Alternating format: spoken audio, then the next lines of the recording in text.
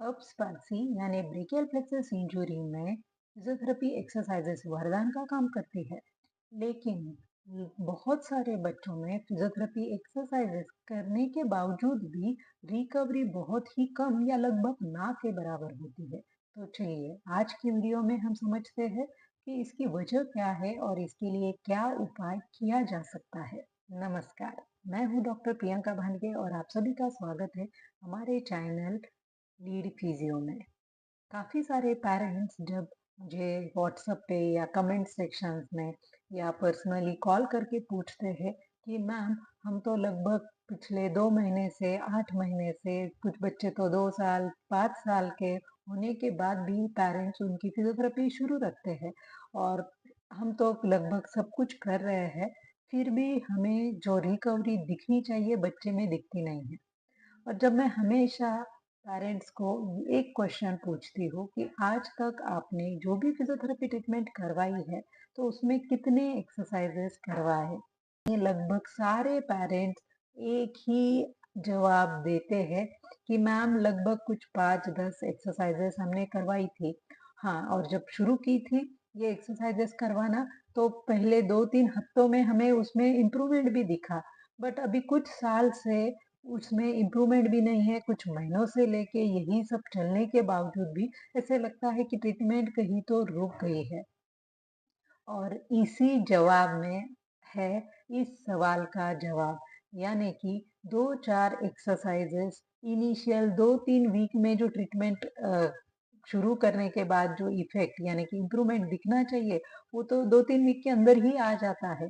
But यही exercises continue आगे चल के महीनों तक सालों साल तक अगर आप करते रहेंगे और एक्सपेक्ट करेंगे कि कुछ अलग रिकवरी दिखे तो ये मिलने से रही, क्योंकि 2-4 एक्सरसाइजेस करने से रिकवरी मिलती नहीं है। तो चलिए मैं आपको एक सिंपल एग्जांपल के थ्रू ये समझाती हूँ।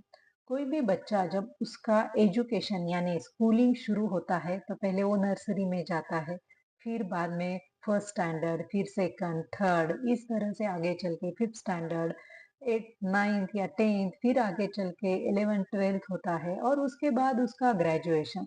तब जाके स्ट्रक्चर्ड स्टेप बाय स्टेप इस तरह से जब वो एजुकेशन लेता है तब उसकी बौद्धिक क्षमता भी बढ़ती है, आकलन क्षमता बढ़ती है और सही मायने में वो हर तरह से एजुकेशन पॉइंट ऑफ व्यू होता है।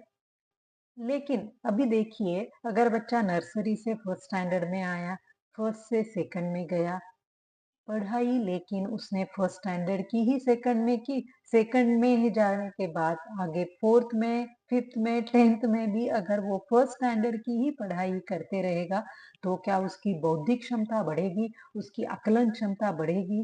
नहीं, क्योंकि हर एक साल में उसकी बौद्धिक क्षमता जिस तरह से बढ़ती है उसके लिए उसका एजुकेशन यानी कि शिक्षण भी उस लेवल का अलग तरीके का देना ज़रूरी होता है। और उसी को हम कहते हैं कि बच्चा अभी फर्स्ट से धीरे-धीरे नेक्स्ट स्टैंडर्ड में गया।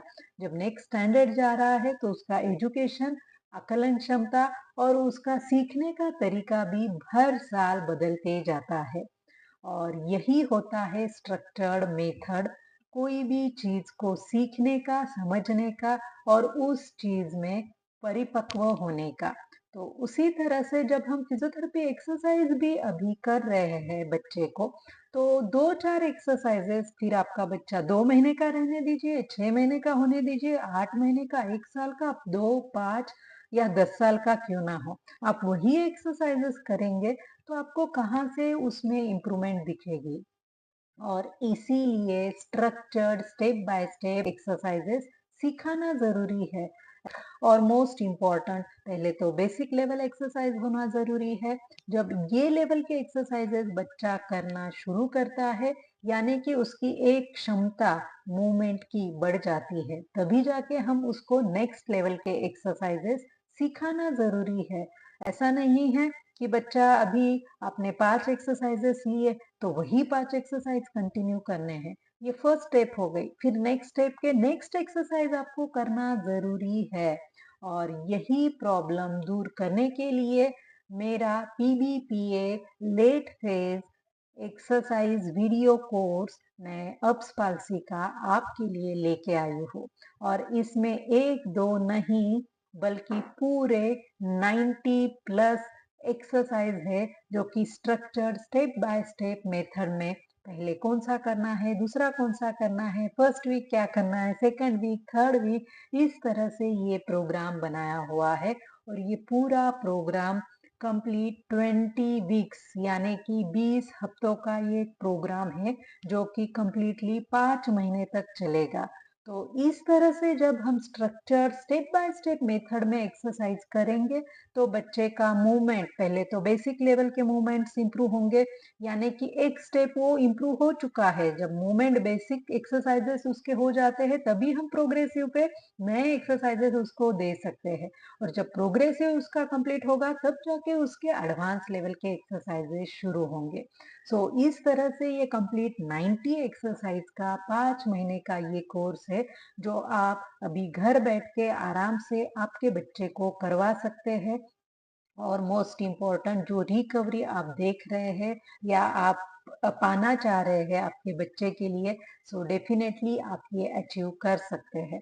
तो नीचे दिए हुए नंबर पे आप कोई भी अगर इस रिलेटेड क्वेश्चन है तो मुझे पूछ सकते हैं या आप व्हाट्सएप नंबर पे भी मैसेज कर सकते हैं। नीचे कमेंट सेक्शन में भी आप मैसेज कीजिए और आपकी बच्चे की रिकवरी के लिए ये राइट स्ट्रक्चर्ड मेथड फॉलो करेंगे तो आपको रिजल्ट डेफिनेटली ही मिलेगा। और इसका बेनिफिट यही होगा कि रिकवरी सही ढंग से सही डायरेक्शन में होगी, पहला पॉइंट। दूसरा पॉइंट, जल्द से जल्द आपका बच्चा, आप जैसे अर्ली फेज आपने करवा लिया है तो अभी आप ये लेट फेज करवा रहे हो, और जब लेट फेज कंप्लीट रिकवरी अच्छे से होगी तभी जाके आप एडवांस फेज यानी कि end of complete abs palsy treatment की तरफ आप बढ़ सकते हैं। सो मैं आशा करती हूँ कि आपके बच्चे की अब्स पाल्सी की रिकवरी जल्द से जल्द हो। और नए वीडियो में आपको मैं फिर से मिलूंगी। तब तक के लिए धन्यवाद।